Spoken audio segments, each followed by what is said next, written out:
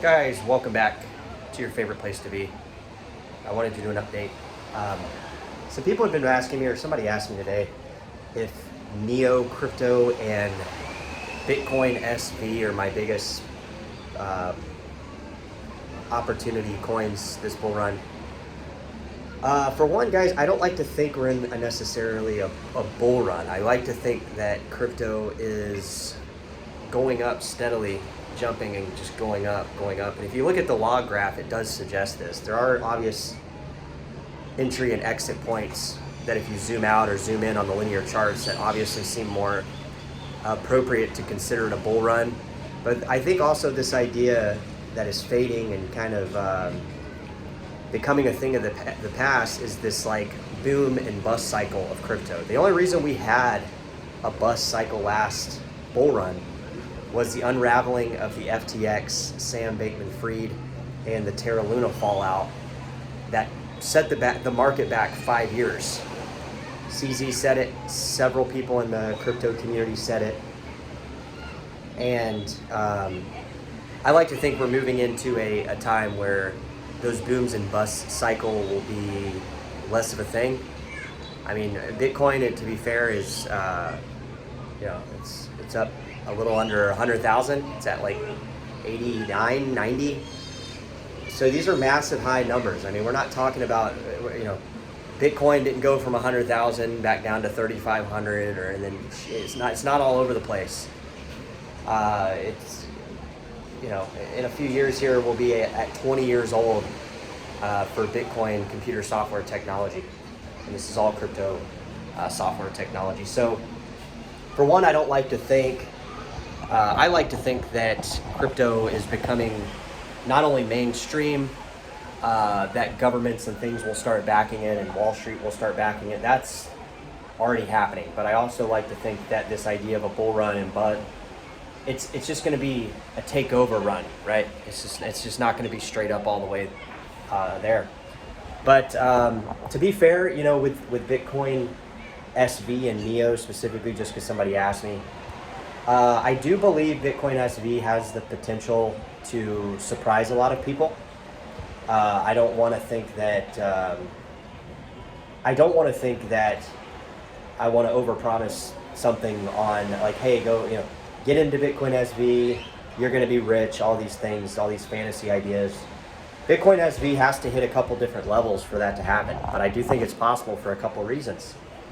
For one, as you guys know, in 2024, the test net for Terra Node went live. It's running in parallel. It now is live. It went live, I think, about 2 months ago.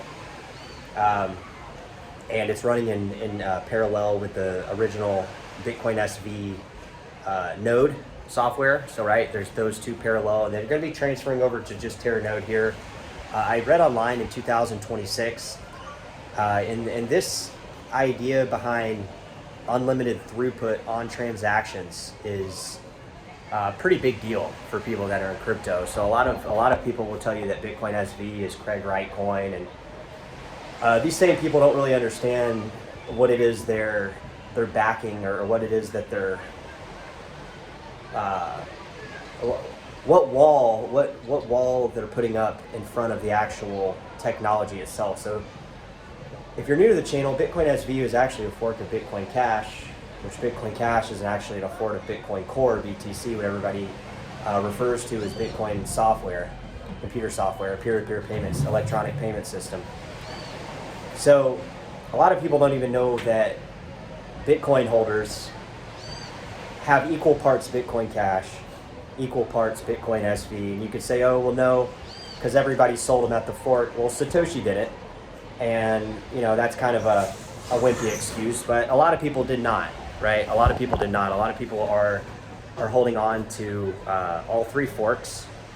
I think the people did dump Bitcoin Gold simply because it was, Bitcoin Gold really did not fulfill any type of objective. It didn't really fulfill any type of requirement or adoption or really anything. And people could say the same about Bitcoin SV, but that's not really true because there has been ongoing development, something that Bitcoin Gold did not have.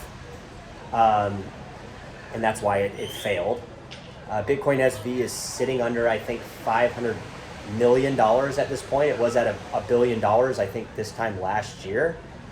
So it is a top. It's you're moving past the top 100, which the farther you move away from the top 100, the less likely those coins are not only going to be around, but they are going to be, for it to be an appropriate statement to think that they're going to be something in the future.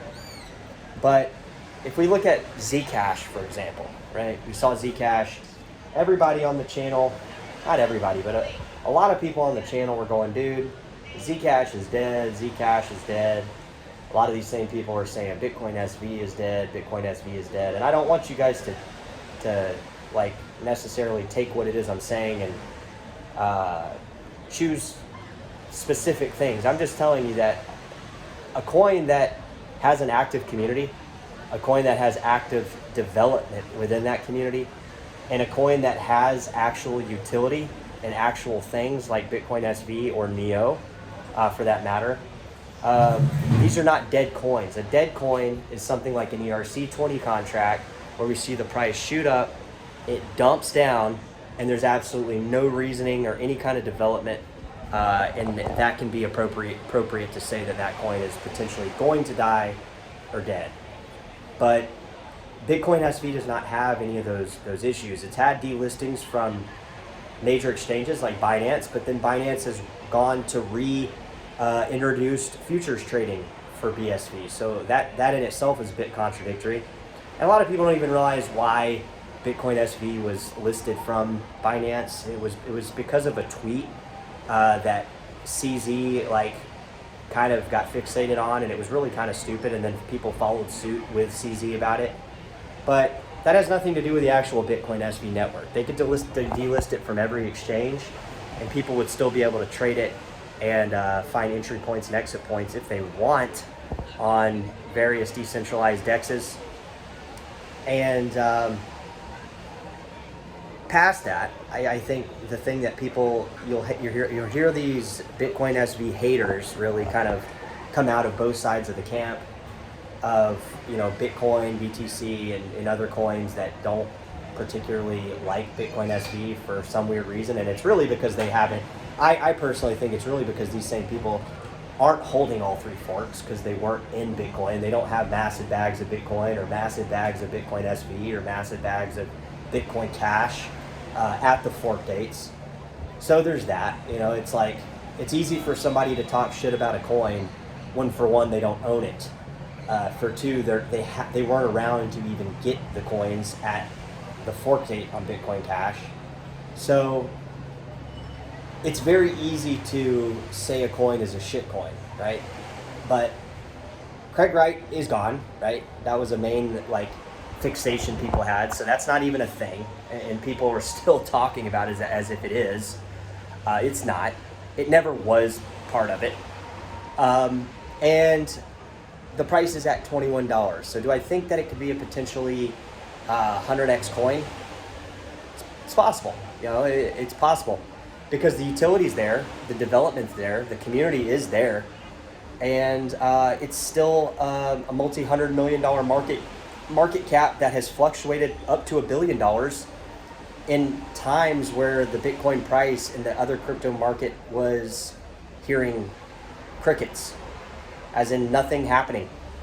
So there are different things, and it's not really accurate to look at it in such a specific lens. You have to look at it in a holistic point of view, for one, if you want to understand it, but to also see how the market shifts, right? We saw it with Zcash. People on the channel, when I made Zcash videos, and there's somebody that commented the other day, they said, man, this is humorous to see. When we were talking about Zcash at literally $18, and people were telling me it's dead. I remember vividly, 2023, 2024, 2024 especially, I was telling you guys the number one buy is Zcash. And I don't want you guys to think that the number one buy is Bitcoin SV. I'm bullish on a lot of different coins. I'm just telling you that in itself shows how the market and the majority of the sheep can potentially be wrong. And it's not fair to look at it like that. All right, drop it in the comments. Let me know We'll talk to you soon. Take care.